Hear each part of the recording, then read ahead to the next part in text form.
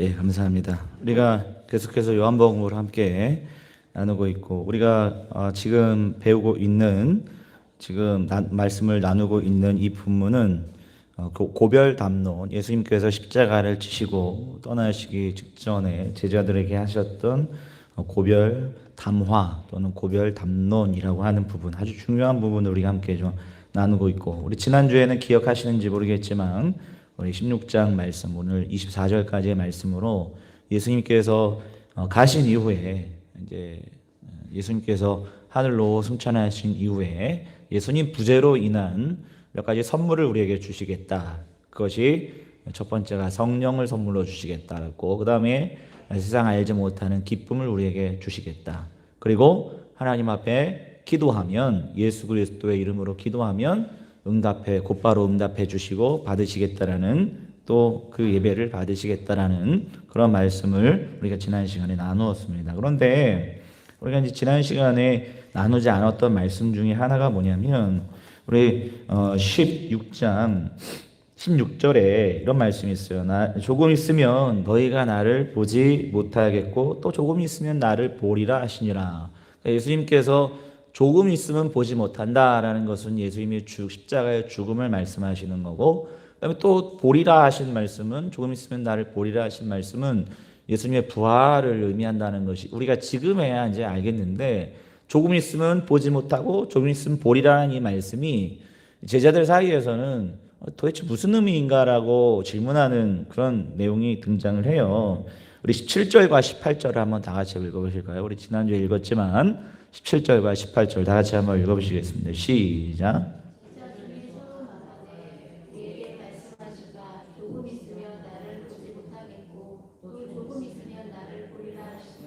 또 내가 아버지께로 감이라 하신 것이 무슨 말씀이냐 하고, 또 말하되 조금 있으면이라 하신 말씀이 무슨 말씀이냐, 무엇을 말씀하신지 알지 못하노라 하거늘. 아멘. 제자들 사이에서 예수님께서 하신 말씀은 도대체 무슨 의미인지 몰라서 자기들끼리 이야기하는 거예요. 도대체 이게 주님 무슨 말씀이냐.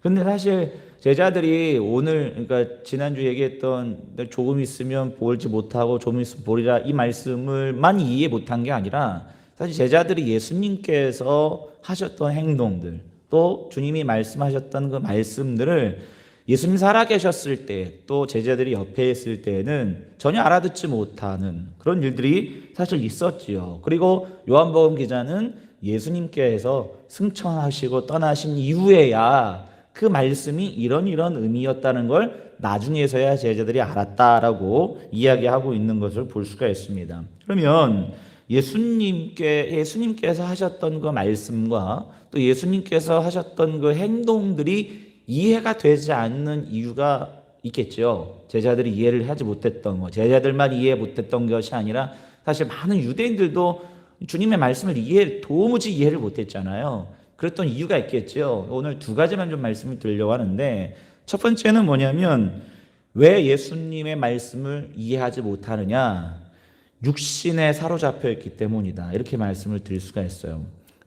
제가 요한복음을 강해하면서 김기성 목사님의 요한복음 강해를 제가 즐겨 듣고 있는데 참 은혜스럽지요. 제가 했던 많은 설교들 중에서도 우리 김기성 목사님의 그 설교, 그 해석이 많이 들어갔던 부분들도 굉장히 많이 있습니다. 인용했던 부분들도 사실 굉장히 많이 있습니다. 근데 김기성 목사님이 이번 주에 하셨던 말씀 중에 그 무슨 말씀이 있냐면, 이런 말씀이에요. 신앙은 곧 투명성이다. 이렇게 이야기해요. 어떤 분이 그런 얘기를 했다 그래요. 우리는 예수 그리스도를 바라볼 때, 하나님을 바라볼 때 직접 볼 수 있는 게 아니라 창문을 통해서 본다는 거예요. 그러면 문제는 뭐냐면, 창문이 이물질이 끼거나 창문이 더럽혀져 있으면 밖에서도 안을 볼 수가 없고 안에서도 밖을 볼 수가 없다는 거예요. 신앙이라는 건 뭐냐? 우리들 마음속에 있는 그 창문에 끼어 있는 그 더러움들, 그 창문에 끼어 있는 그 때를 하나씩 씻겨가는 것이 바로 신앙생활이다, 믿음생활이다, 이렇게 말씀을 하시더라고요. 전적으로 동의를 합니다. 여러분들, 예수님이 하셨던 말씀들, 또 예수님이 하셨던 행동들을 그들이 알아듣지 못하고 깨닫지 못하는 이유는 뭐냐면, 그들 모두가 다 육신에 사로잡혀서 예수님이 하셨던 말씀을 영적인 말씀인데, 그죠? 우리가 육신에 사로잡힌 귀와 육신에 사로잡힌 눈으로는 도저히 예수님이 하신 그 영적인 말씀을 이해할 수 없게 되더라는 거예요. 그래서 제자들이 예수님이 하신 말씀을 깨닫지 못했던 이유는 그들 안에 있는 더러운 죄 때문에, 죄성, 그 다음에 그들의 욕심, 이 땅에서 잘 먹고 잘 살려고 하는, 또 유명한 사람이 되려고 하는 그런 그들의 욕심들 때문에 예수님이 하신 말씀을 도저히 볼 수 없고 알아둘 수 없었다, 이렇게 말씀을 드릴 수가 있습니다. 중요한 부분은 오늘 말씀과 관련되어서 또 한 가지, 제자들이 예수님이 하신 말씀을 알아듣지 못했던 이유는 뭐냐면, 대부분 예수님께서 하신 말씀은 무엇으로 말씀하셨느냐? 비유로 말씀하셨기 때문에 그래요. 비유 잘 아시죠? 예수님께서 요한복음에도 자신을 누구냐라고 이야기하실 때 나는 포도나무요, 이렇게 말씀하셨죠. 나는 선한 목자라, 나는 양의 문이다. 그러니까 예수님께서 대부분의 자신을 표현하고 하나님 나라를 표현할 때에 대부분 다 비유로 말씀하셨어요. 그렇기 때문에 저는 사실 주님께서 왜 이렇게 하나님 나라와 그 다음에 자신을 설명하실 때 비유로 말씀하셨는가, 이유를 저는 사실 그 이유에 대해서 제자들이나 또는 청중들, 예수님을 따라다녔던 그 청중들이 하나님 나라에 대해서 이야기하고 예수님 자신에 대해서 오신 이유에 대해서 이야기하실 때 비유를 통해서 말씀하셔야 제자들이 더 잘 알아들을 수 있기 때문이다라고 저는 생각을 했고, 사실 공간복음과 요한복음에서 예수님께서 하나님 나라 비유로 말씀하실 때는 그런 의미가 있습니다.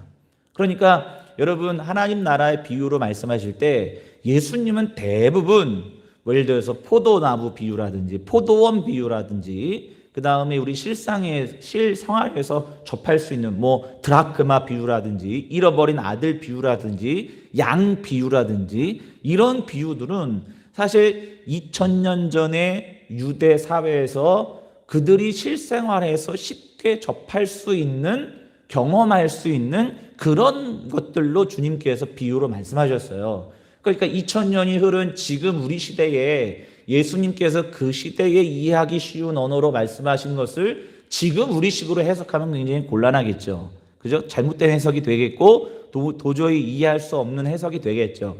그래서 해석할 때 굉장히 조심해야 됩니다. 그러니까 예수님께서 비유로 하나님 나라에 대해서 말씀하실 때 실생활에서 경험해 본 일들을 가지고 비유로 말씀하신 이유는 저들이 하나님 나라에 대해서 또 예수 그리스도께서 이 땅에 오신 목적에 대해서 훨씬 더 이해하기 쉽도록 하신 의도가 분명히 그 안에 있다라는 거예요. 그런데 저는 요한복음 오늘 말씀을 보면서 주님께서 비유로 말씀하신 이유가 꼭 그 목적만 있었던 것은 아니었다라는 거예요. 그러니까 오늘 우리가 조금 이해하지 못하는 말씀이 있는데, 자, 16장 25절을 한번 보실까요? 16장 25절. 자, 오늘 말씀 우리 한번 다 같이 한번 읽어보시죠. 25절 다 같이 읽어보시죠. 시작.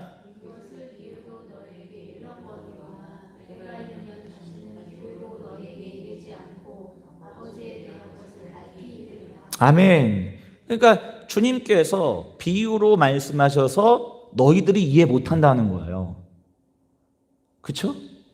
너희들 일부러 이해 못하게 애매모호하게 비유로 말씀하셨다는 거예요. 근데 그때가 되면, 그때가 언제냐? 예수님께서 십자가에 달려 돌아가시고 부활 승천하신 이유를 말합니다. 성령이 우리 안에 오신 그 이유를 말씀하셔요. 그때가 되면 너희에게 이제 비유로 할 필요가 없어. 그리고 너희에게 밝히 말을 알려줄 거야. 하나님에 대해서 너희들에게 분명하게 알려줄 거야 라고 25절에 말씀하고 있다는 거예요. 왜? 주님께서는 일부러 비유로 알아듣지 못하도록 말씀하셨다는 거예요. 왜 비유를 통해서 우리에게 알아듣지 못하도록 왜 말씀하셨을까? 정답부터 말씀을 드리면, 진작부터 헷갈리지 않고 애매모호하게 말씀하시지 않는다고 한다면 제자들이 주님이 가시는 길을 과연 쫓았을까요? 베드로를 향해서 주님께서 나를 따라오너라 너로 하여금 사람을 낚는 어부가 되게 하리라. 베드로는 어부였어요. 물고기를 낚는 어부였단 말이에요. 나를 따라와라. 그러면 너희는 더 이상 물고기를 낚는 어부가 아니라 사람을 낚는 어부가 되게 하리라. 자, 사람을 낚는 어부가 뭘까요? 애매모호하죠. 그죠? 주님 분명하게 말씀하지 않으셨어요.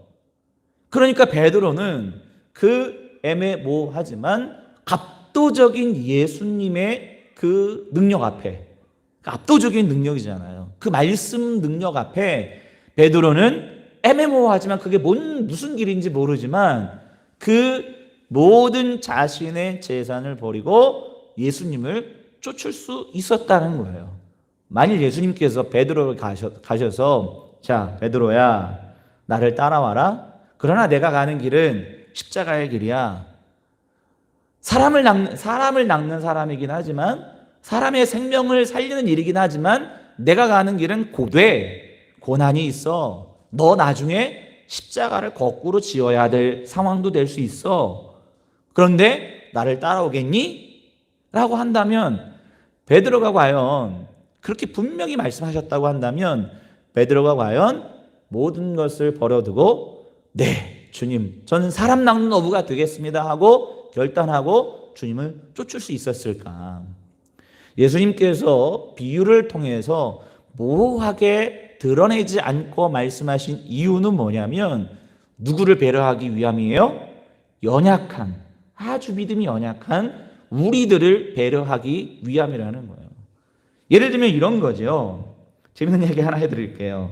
예전에 제가 여주에서 교육전도사 하던 시절이 있었습니다. 한 1년 반 정도 여주에서 중고등부, 청년부까지 제가 교육전도사로 사역을 한 적이 있었는데, 그때 당시에 제가 사역하던 시기에 이제 시골 교회다 보니까 중고 청년들 여름 수련회, 겨울 수련회를 단독으로 하기에는 굉장히 무리가 있었습니다. 인원이 굉장히 애매해요. 한 15명, 한 20명 정도 이렇게 됐었는데 그 시골에서는 굉장히 많은 인원이에요. 근데 15명, 20명이면 수련회를 해야 되는데 단독으로 수련회를 하기에는 굉장히 애매합니다.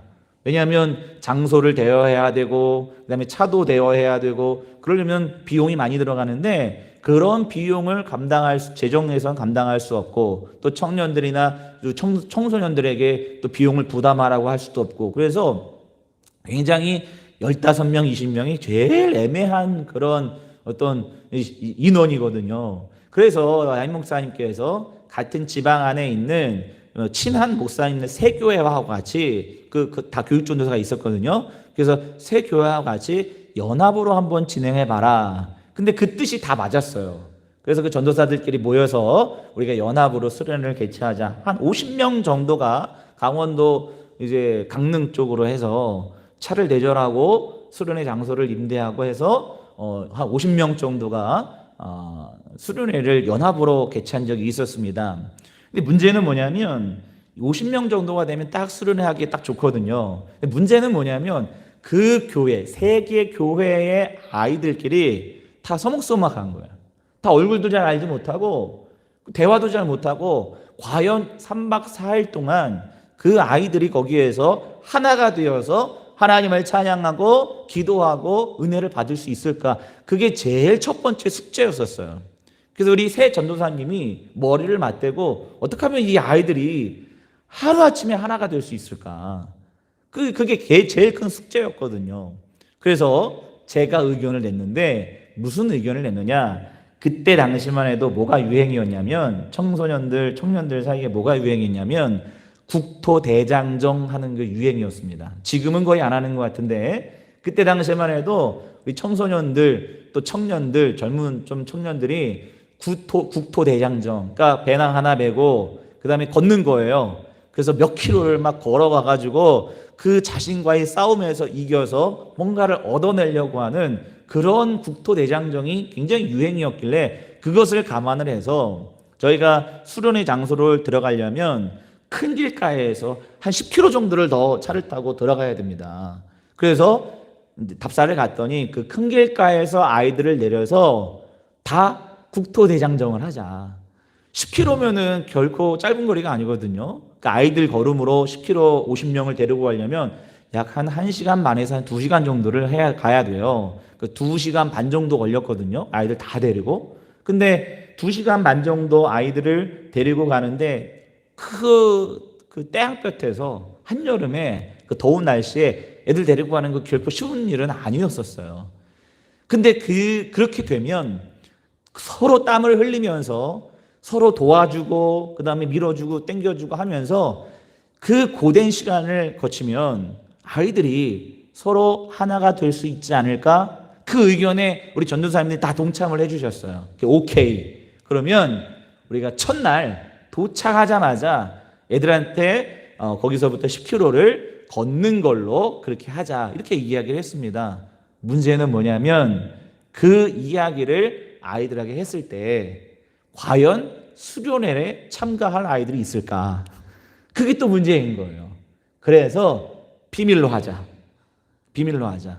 이거는 이 이야기를 하면 애들 참석을 안 한다. 아예 참석을 안 할 거다. 힘든 걸 아니까. 그래서 그 시간 걸어가는 그 2시간 반 시간을 좀 좋은 언어로 얘기했는데 정확히 뭐라고 적었는지 모르겠어요. 좋은 언어로 거기다가 사탕발림으로 해가지고 애들한테 이야기를 해놓고 그 시간에 걸어갈 수 있도록 하자. 아니나 다를까 도착하자마자 애들은 커다란 큰 어떤 그 기쁨에 막 이렇게 샘솟듯 막 기대하는 마음을 가지고 딱 도착했는데 수련회 장소에 도착을 해야 되는데 길 한복판에 세워다 주고 차는 가버리는 거예요. 그러니까 전도사님 왜 여기서 세우신 거예요? 막 애들이 질문하는데 야 이제부터 걸어갈 거야. 그랬더니 자기는 안 간다. 집에 갈 거다. 처음부터 그랬던 애들이 너무너무 많았습니다. 그런데 막상 아이들이 거기에서 2시간 반 정도를 아이들과 같이 걸어가면서 거기에서 정말 뜨거운 무언가가 경험해 보신 분들은 아실 거예요. 딱 수련회장에 도착하자마자 아이들이 금방 친해지더라고요. 그 첫날 저녁이 제일 은혜스러웠습니다. 애들이 막 은혜도 막 잘 받더라고요. 금방 아이들끼리 친해져서요. 첫날부터 밤새고 잠도 안 자고 그런 일들이 벌어져. 평생 아이들에게 잊혀지지 않을 수련회를 보낸 적이 제 기억 속에 있습니다. 바로 예수님께서 좀 긴 예발을 드렸지만 바로 예수님께서 모호하게 하신 비유로 하신 말씀이 거기에 있는 거예요. 여러분, 만일 여러분들에게 직접적으로 주님이 가시는 길이 십자가의 길이에요. 주님 가시는 길이 고통의 길이에요. 주님 가시는 길이 가시밭길이에요. 예수를 믿는다라는 게 가시밭길이고 십자가의 길이고 고난의 길이에요. 그 과정을 통과해야지만 부활의 영광에 참여할 수 있어요. 처음부터 그렇게 얘기하면 여러분과의 예수님 믿을 사람이 몇 명이나 되겠습니까? 그렇죠? 그러나 여러분들 경험해 보셨으면 알잖아요. 예수 그리스도를 믿는다는 것이 그런 고통의 길이고 고난의 길이고 어려움의 길이라는 걸 알지만 지난주에 제가 말씀드렸죠. 해산의 고통은 있지만 그것이 두려워서 애를 낳지 않으면 애를 낳아서 얻는 그 기쁨을 맛볼 수가 없는 거예요. 그렇죠? 그 기쁨을 뛰어넘고도 그 고통을 뛰어넘고도 남을 만한 기쁨을 우리에게 주님께서 주시는데 시작부터 두려워서 가지 않을까? 주님께서는 그것 때문에 우리를 배려해서 예수님이 살아계실 동안에 떠나가시기 전에 우리에게 비유로 말씀하시고 모호하게 말씀하셨다라는 거예요. 베드로를 부르실 때 아까도 말씀드렸지만 너 사람 낚는 어부가 되게 해줄게. 모호하게 말씀하셨다는 거예요. 너 십자가의 길, 너 나중에 십자가 거꾸로 지고 죽어야 돼. 순교해야 돼. 그러나 그것은 더없이 큰 영광이 될 거야 라고 얘기했을 때 과연 모든 것을 버리고 예수님을 쫓을 수 있느냐는 거예요. 여러분, 믿음이라는 것은 바로 모호하지만 우리의 삶이 굉장히 모호하지 않습니까? 한 치 앞도 내다볼 수 없는 그런 연약한 인생이 우리들 아니겠습니까? 과연 내가 지금 잘 살고 있는가? 내가 과연 잘 가고 있는가? 모호하지 않아요? 예수 그리스도를 믿는다고 신앙생활 한다라는 게 너무너무 모호하지 않아요? 그런 고민에 빠져 있다고 한다면 잘 살고 계시는 거예요. 잘 살고 계시는 거예요. 나중에 여러분들이 당하는 이 고난보다도 훨씬 더 값진 귀한 기쁨이 여러분들을 사로잡고 여러분들을 붙들어 주실 줄 믿습니다. 그리고 나서 주님께서 제자들에게 뭐라고 말씀하시느냐? 27절입니다. 이는 너희가 나를 사랑하고 또 내가 하나님께로부터 온 줄 믿었으므로 아버지께서 친히 너희를 사랑하심이라. 내가 아버지께서 나와 세상에 왔고 다시 세상을 떠나 아버지께로 가노라 하시니, 이렇게 말씀하셨어요. 예수님께서 뭐라고 말씀 제자들에게 이제 너희가 나를 사랑하고 그리고 내가 아버지께로 온 줄을 너희가 이제 믿었다, 이렇게 얘기해 주고 계시다라는 거예요. 근데 사실은 이때 당시만 해도 제자들은 예수님이 하나님께로부터 온 분이라는 것을 정확히 믿었느냐? 아니라는 것이죠. 그리고 이들이 과연 예수님을 사랑했는가? 아니라는 거죠. 그런데 제자들이 뭐라고 얘기하느냐? 제자들이 이렇게 얘기해요. 이제야, 29절입니다. 제자들이 말하되 지금은 밝히 말씀하시고 아무 비유로도 하지 아니하시니 우리가 지금에야 주께서 모든 것을 아시고 또 사람의 부름을 기다리시지 않는 줄 아나이다. 이로써 하나님께로부터 나오심을 우리가 믿었사옵나이다. 이렇게 믿사옵나이다. 이렇게 말씀하고 있어요. 그러니까 예수님께서 너희가 나를 사랑하고 그리고 내가 아버지께로부터 온 것을 너희가 믿었기 때문에 이제 하나님이 아버지가 너희들 사랑하신다, 이렇게 얘기해 주시니까 이제 분명히 말씀해 주시는구나. 이제 예수님이 하나님께로부터 온 분이심을 우리가 이제 믿습니다 라고 자신만만하게 이야기하더라는 거예요. 그랬더니 주님께서 뭐라고 말씀하시느냐? 31절, 예수께서 대답하시되 이제는, 우리 다 같이 한번 읽어요. 31절 시작. 아멘. 이제는 너희가 믿느냐? 이렇게 물어보세요. 야, 이제 너희들이 믿는구나 감탄하시는 장면이 아니라 이제 너희가 믿느냐라고 말씀하시죠. 왜 그러시냐면 32절 보세요. 보라, 너희가 다 각각 제 곳으로 흩어지고 나를 혼자 둘 때가 오나니 벌써 왔도다. 그러니까 지금 제자들은 주님이 하나님으로부터 오신 줄을 믿습니다. 내가 주님 사랑하는 줄 난 믿습니다. 베드로가 대표적인 인물이잖아요. 자신의 어떤 그 믿음에 대한 확신들 가운데 주님께 고백했는데 주님은 뭐라고 말씀하시죠? 이제야 너희들 날 믿느냐? 그러나 너희들이 각각 제 곳으로 흩어지고 나를 버릴 때가 올 거다. 제자들은 예수님이 그 말씀하신 뜻, 예수 그리스도께서 십자가를 지시고 부활 승천하셔야 된다는 그 의미, 예수님이 하나님으로부터 아버지로부터 오셨다라는 그 의미, 그것을 자기들은 알고 있다, 믿는다, 확신했는데 근데 그들의 믿음은 온전한 믿음이 아니었던 거예요. 우리가 신앙생활하면서 제일 많이 실수하는 것 중에 하나가 뭡니까? 내가 예수님을 잘 믿는다는 착각이에요. 내가 예수님과 동행하는 삶을 살고 있다는 착각이에요. 그런 착각들을 너무나 많이 하고 있죠. 내가 예수님 믿습니다. 한두 번 정도 은혜 받았다고, 그리고 예수님을 잘 믿는다고, 예수님과 늘 동행하는 삶을 살고 있다고 확신에 빠지는 거, 이거만큼 어리석은 게 없지요. 오늘 제가 새벽 묵상 말씀 가운데 누가복음 2장 말씀 함께 나누지 않았습니까? 이제 예수님 어린 시절의 이야기잖아요. 6월절이 되면 모든 유대인들이 그 식구들과 같이 예루살렘 성전에 올라가서 명절을 지내고 내려옵니다. 그 예수님의 어머니 마리아와 아버지 요셉도 예수님 어린 시절에 6월절 지키기 위해서 명절에 되어서 예루살렘에 올라갔다가 다 그 명절 행사를 마치고 집에 돌아오는데 예수님이 사라진 것, 예수님과 함께 동행하는 줄 알았는데 어린 예수님이 자기들과 함께 있지 않았다는 걸 얼마나 모른 거예요? 하루길 사이를 지나는 동안 몰랐다는 거예요. 자기들은 예수님과 동행하고 있는 줄 알았는데 좀 이해가 안 가죠. 물론 예수님이 6월절이 되면 모든 유대인들이 다 예루살렘에 모이기 때문에 인산인해를 이루고 돛대기 시장 같을 거예요. 그러니까 잠깐만 방심하면 애가 사라졌는지 어디로 갔는지 모르겠죠. 이해가 가죠. 그런데 그런 순간에 자기라고 하면 좀 그렇지만 본인들의 아이가 사라졌는데 어떻게 하룻밤길 사이를 지난 동안 몰랐을까? 여기서 누가복음 기자가 이야기하는 건 뭐냐면, 비판하는 건 뭐냐면, 우리들의 영적인 눈이 어두워질 때, 곧 우리가 늘 예수님과 동행하는 삶을 산다 착각에 빠지면 하루길이 아니라 평생을 예수님과 동행하고 있다 착각에 빠질 수 있다는 것을 누가복음 기자는 비판하고 있는 거예요. 지적하고 있는 거거든요. 여러분, 우리가 삶을 살면서 신앙생활 하면서 이런 착각에 빠지지 않도록 여러분들 오늘도 깨어 있을 수 있는 믿음의 종들 되시길 축복합니다.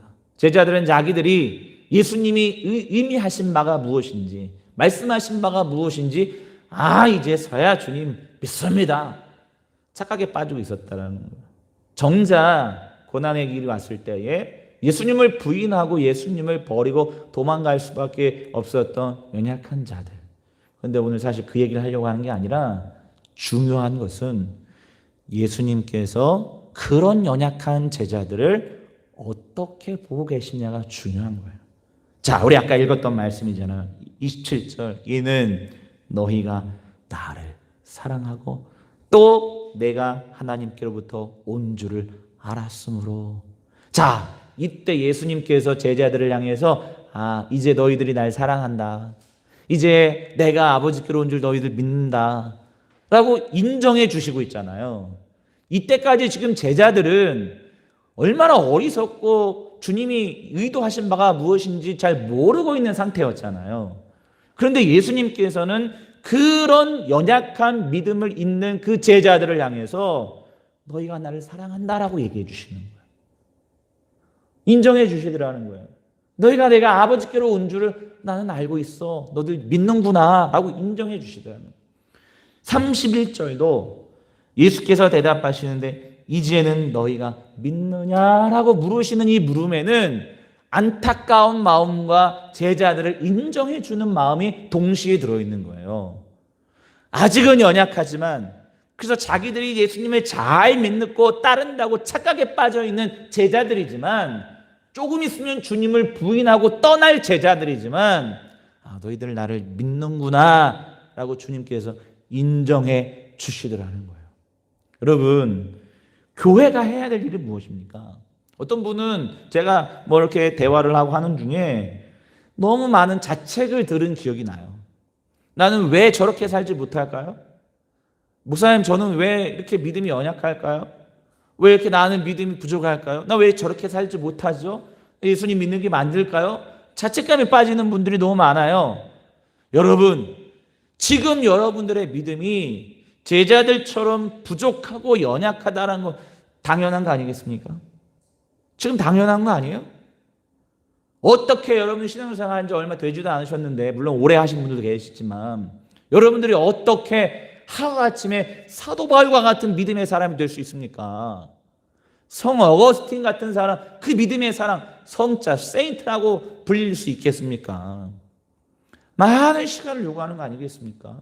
그러나 중요한 것은 무엇이냐면, 여러분들이 연약하여 오늘도 믿음의 삶에서 넘어지고, 가끔은 주님도 부인하고, 세상의 삶에 빠지기도 하고, 그래서 주님을 잊고 살 때도 있고, 그렇지만 주님께서는 여러분들이 가지고 있는 그 손톱에 때만큼도 못하는 그 작은 그 믿음을 보시고, 지금의 현재의 모습은 연약하지만 여러분들이 장차 미래에 믿음의 사람으로 뒤바뀔 그 미래의 모습을 보고 인정해 주시더라는 거예요.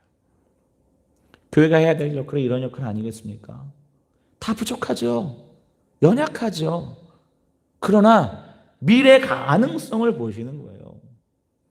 베드로를 향해서 여러분들 주님께서 뭐라고 말씀하셨습니까? 너는 이제 더 이상 베드로라 부르리라. 반석이라 부르리라. 그때까지 베드로가 반석이라 불릴 만큼 그렇게 믿음이 좋은 사람이 아니었어요. 그러나 주님께서는 그 가능성을 보시고 베드로를 향해서 반석이라고, 믿음의 반석 같은 사람 이름을 붙여주는 거 아니겠습니까? 베드로가 예수님 십자가 달려 돌아가실 때 믿음이 흔들리고 죽음이 두려워서 예수님을 3번이나 부인하지만, 그러나 주님 부활 승천하시고 베드로를 다시 찾아갔을 때에는 놀라운 반석과 같은 믿음의 사람으로 변모되어 있었다라는 거. 주님은 그걸 보셨다는 거예요. 여러분들의 믿음의 눈을 통해서 다른 사람들도 그렇게 봐야 되겠지만, 제일 중요한 것은 여러분들 자신을, 그 가능성의 믿음을 눈을 가지고 여러분들 자신을 보셨으면 좋겠습니다. 저도 그렇고 여러분들도 그렇고 너무너무 부족한 사람들입니다. 그러나 주님께서는 그 부족한 사람들을 향해서 미래의 믿음의 가능성을 보셨던 주님이심을 기억하시고, 오늘도 믿음의 자리에서 조금씩 믿음의 반석으로서 세워져 나가는 여러분들 되시길 주님의 이름으로 축복합니다. 기도하겠습니다. 하나님 아버지, 너무 연약하고 부족한 저희들입니다. 때로는 내가 주님과 동행하며 산다 착각 속에 빠져 있을 때에도, 또 너무 연약하여 말씀대로 살지 못하고 주님이 의도하신 바대로 살지 못해 세상에 가끔은 빠져 있을 때라도 주님을 믿는 손톱만큼의 믿음만 있어도 그 가능성을 보시고 우리를 미래에 있을 믿음의 반석으로 세워주시는 그 예수님의 그 말씀을 오늘도 기억하게 하시고, 오늘도 믿게 하시고, 믿음의 자리에서 다시금 일어설 수 있는 저희들이 되어질 수 있도록 주님 축복하여 주시옵소서. 예수 그리스도의 거룩하신 이름으로 간절히 기도하옵나이다. 아멘. 다 같이 자리에서 일어나시겠습니다. 이와 같이 마라나타 찬양 부르시고 말씀 예배를 마치도록 하겠습니다.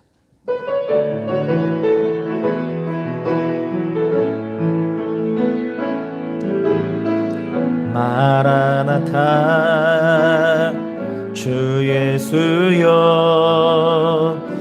어서 오시옵소서.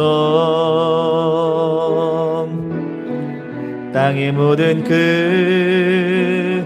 모든 족속 주를 찬송하게 하소서. 마라나타 주 예수여 마라나타 주 예수여 어서 오시옵소서. 모든 열방이 주께 돌아와 춤추며 경배하게 하소서. 우리 주님 다시 오실 길을 만들자. 십자가를 들고 땅끝까지 우린 가리라. 우리 주님 하늘 영광 온 땅 덮을 때 우린 땅끝에서 주를 맞으리. 마라나타 마라나타 아멘. 주 예수여 오시옵소서. 마라나타 마라나타 아멘. 주 예수여 오시옵소서. 우리 주님 다시 오실 길을 만들자. 우리 주님 다시 오실 길을 만들자. 십자가를 들고 땅끝까지 우린 가리라. 우리 주님 하늘 영광 온 땅 덮을 때 우린 땅끝에서 주를 맞으리. 마라나타 마라나타 아멘. 주 예수여 주옵소서. 마라나타 마라나타. 아멘. 주 예수여 오시옵소서. 지금은 우리 주 예수 그리스도의 은혜와 하나님의 크신 사랑하심과 성령님의 감화 감동 교통 역사하심이 오늘도 연약하지만 부족하지만 그러나 주님의 가신 그 길을 믿고 신뢰하고 우리 끝까지 버텨내길 원하는, 그래서 주님의 그 부활의 영광에 함께 동참하길 원하는 우리 예강교회 모든 성도님들 머리 위에 지금으로부터 영원히 함께 하시기를 간절히 축원하옵나이다. 아멘.